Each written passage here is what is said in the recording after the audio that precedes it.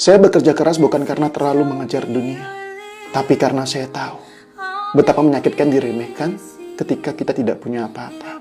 Betapa menyakitkannya ketika keluarga, terutama orang tua, dipandang rendah oleh orang lain.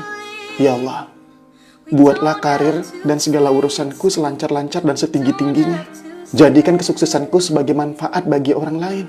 Ya Allah, kupastikan aku akan ada di jalur menjada wajadamu.